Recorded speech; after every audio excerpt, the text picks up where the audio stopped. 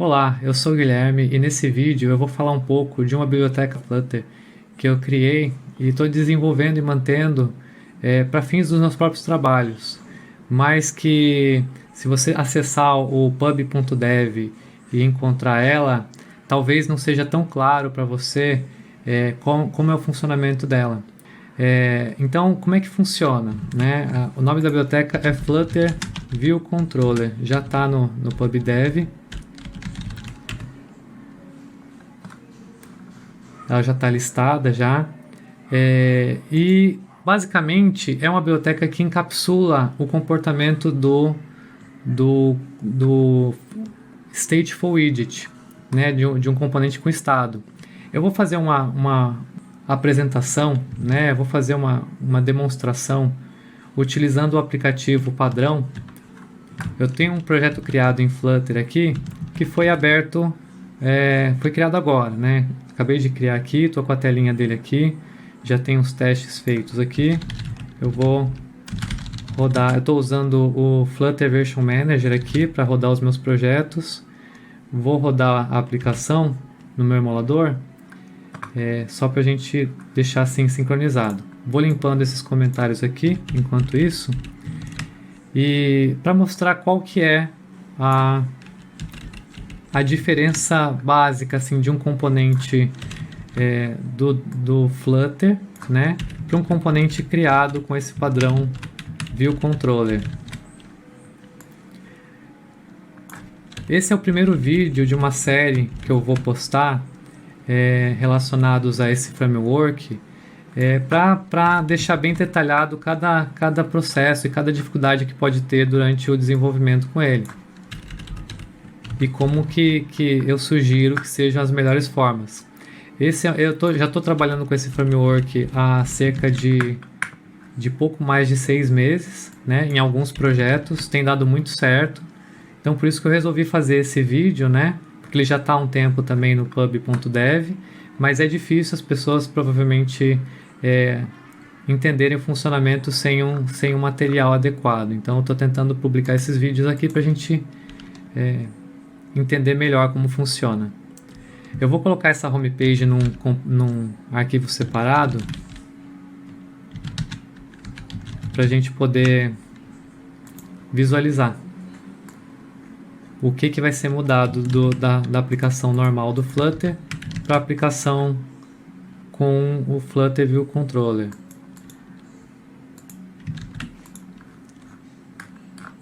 Então esse é um componente stateful widget padrão, né, do Flutter. Aqui está o método main, agora eu vou chamar ele de outro arquivo. Então essa é a configuração padrão. Vou recarregar aqui só para ver que não tem nenhum problema, nenhuma alteração. Se eu clicar aqui, ele está funcionando ainda, né? Quando eu clico no botão, ele incrementa o valor da tela.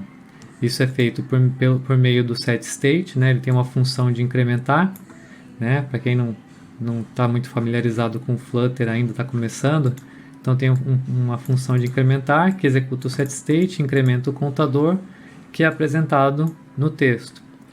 Quando você está usando o stateful widget e você executa o setState, ele rebuilda toda a página, né? O que eu estou querendo atualizar é somente esse texto com o contador, mas toda a página ela é recarregada dentro do meu método build, porque eu executei o setState. Então esse já é um ponto que no Flutter View Controller a gente não tem. O que vai acontecer é que somente a área que eu quero atualizar do meu build vai ser atualizada, só as variáveis que eu quero atualizar. Eu vou criar aqui um novo arquivo, home page 2, só para ficar didático, de como que eu faria com o Flutter View Controller esse mesmo componente aqui. Eu tenho o desenho dele, é um scaffold, né? Ele tem o app bar, o center, está centralizado, tem uma coluna com 2 textos aqui. E tem um floating action button aqui que executa o método increment. Tem muito segredo, né? No VS Code eu criei uma biblioteca, uma extensão de snippet para essa biblioteca do Flutter View Controller. Então eu recomendo, eu vou deixar aqui no link, né, o nome, tudo, aqui embaixo na descrição, quais são, o que você precisa para fazer uma aplicação com o Flutter View Controller, né? Você vai precisar dessa extensão, que é o Flutter View Controller Snippets, né, que eu desenvolvi. No meu já está instalado aqui, já está habilitado, então não vai precisar. E ele tem alguns atalhos, né, que fazem às vezes dos atalhos para criar os Stateful Widgets, né? No Flutter, se a gente digita ST e a gente vai procurar aqui, ele lista, né, os widgets aqui, já vem pronto o widget para criar. Com esse snippet de extensão, eu digito FVC de Flutter View Controller e aperto Enter. E ele vai criar toda a infraestrutura para mim do meu componente. Só vou digitar aqui Home Page 2. E ele vai acusar aqui para mim que ele não encontra o controller aqui, porque eu preciso dessa biblioteca aqui, Flutter View Controller. Então eu vou abrir um outro terminal e vou instalar fvm flutter pub add Flutter View Controller.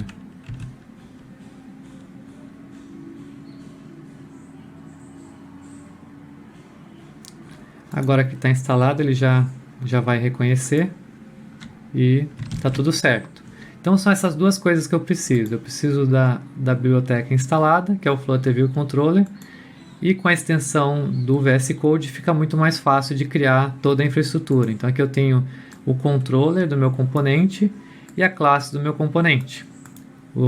Ambas já tem o atalho para digitar o nome, né? Eu digitei o nome uma vez só e todos já foram preenchidos. Bem parecido com o Flutter mesmo. Aqui eu vou copiar todo o build aqui, porque o build não tem muitas alterações. Então, o que eu quero é essa página aqui, né? Então eu vou colocar aqui.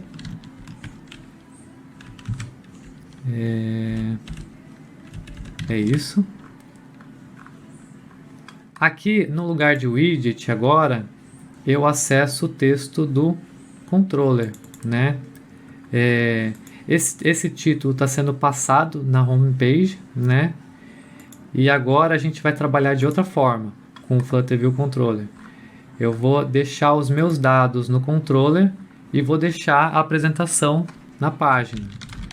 Então eu vou puxar aqui do controller. O controller não tem o título, então eu vou criar um título aqui, que é uma string, né? Homepage 2. E consigo acessar por dentro da minha build aqui. E o contador, né? Vou começar pela função. Tem a função de incrementar. Essa função agora ela vai estar dentro aqui do controller. Então eu crio aqui incremente, né? Qual é o nome da função? Incremente counter. E vou puxar ela agora de dentro do controller. Apesar de serem classes diferentes, como eles estão no mesmo arquivo, eu consigo trabalhar aqui com os métodos e as propriedades privadas, né? Consigo fazer encapsulamento sem problemas. Isso melhora para quando eu acessar o controller de fora. Isso facilita muito na hora de eu saber quais as funções que eu tenho pública, quais os métodos que eu tenho públicos e os atributos, né? Então, tudo que eu for usar dentro do build, eu prefiro deixar com underline para deixar privado. Vou acessar aqui, vou fazer agora o incremento do contador, né? Então, eu tenho um contador, counter mais, e vou colocar uma variável aqui, int counter igual a 0. Então, ele já está associado aqui, e agora eu só preciso fazer assim, passar aqui a propriedade counter está dentro do controller.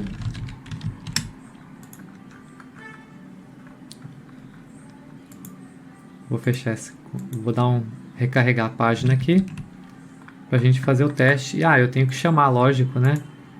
My Homepage 2 aqui. Na verdade é homepage 2 o nome, né? Home. Quando eu chamo a página agora homepage 2, eu chamo sempre a view. Homepage 2 view. E ela precisa de um parâmetro que é um controller. E aqui é que eu vou instanciar o meu homepage controller.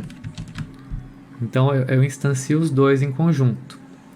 Isso faz parte, eu desenvolvi propositalmente dessa forma, porque quando a gente trabalhar com componentes dentro de componentes, a gente vai conseguir passar componentes filhos, controllers filhos, né, para dentro de um controller e interagir com a lógica totalmente separada da interface. Então, inicialmente a gente declara assim. Vou recarregar aqui novamente. E eu estou clicando agora e não está alterando, né? Não está alterando, obviamente, porque não faria sentido se alterasse, né? Eu tenho uma classe que está executando um método, está alterando o valor de uma variável, de uma propriedade dessa classe, e a outra classe não teria como adivinhar isso, né? A forma da gente adivinhar essa resposta de atualização que eu encontrei foi criando uma classe chamada Notifier. Em próximos vídeos eu vou explicar cada uma desses componentes aqui, como eles funcionam, por que eles foram construídos, né? E como operar eles e o que eles atendem, cada um deles. Então eu tenho o Notifier aqui, que ele é sempre de um tipo, né? No caso aqui ele seria do tipo int. Eu vou chamar meu counter, meu counter agora vai ser um notifier do tipo int e não mais um int. E eu instancio ele dessa forma e dou o valor inicial. Ele já deu para perceber, né, que ele é quem já trabalhou com isso vai entender que ele é um encapsulamento do value notifier. Só que eu dei alguns superpoderes para ele poder interagir com a interface e ao mesmo tempo ser uma string de dados aqui no controller. E o nome eu acho que fica mais simples, né? Em vez de value notifier, chamar só de notifier, porque a função dele é notificar. Dentro dele ele tem um valor, uma propriedade chamada valor, que é essa, na verdade, que é atualizada, né? Eu sempre atualizo o valor do notifier. E aqui eu vou escutar da seguinte forma. Eu pego aqui, eu vou encapsular o que eu costumo fazer, né? Encapsular a região que eu quero atualizar, né? A variável que eu quero atualizar é essa, mas a região é o texto. Então eu vou encapsular essa região com um widget, só que ele não vai ser um widget. O que eu vou fazer aqui no lugar é colocar uma função com um callback. Então eu vou chamar o controller, que eu tenho acesso aqui, vou chamar o meu notifier, e ele tem uma propriedade chamada show. Essa propriedade eu criei para interagir justamente com o build. Então eu só uso show dentro do build aqui. Esse método show ele recebe como parâmetro uma função que tem um parâmetro que é o valor que vai ser retornado do próprio contador. Então inicialmente ele vai construir isso com 0. Faltou n aqui. E agora eu não uso mais o controller aqui. Em vez disso, eu uso o valor do contador. E aí não preciso mais dessas chaves aqui. Então, agora eu vou recarregar aqui e vamos testar. E aí ele está atualizando agora. Da mesma forma que a página principal. Então, por hoje é só, é isso. Eu queria mostrar um pouco de como é que funciona esse frameworkzinho, né? Uma lib, né? De encapsulamento. E nos próximos vídeos eu vou entrar em mais detalhes de cada uma das partes. Obrigado e até o próximo vídeo.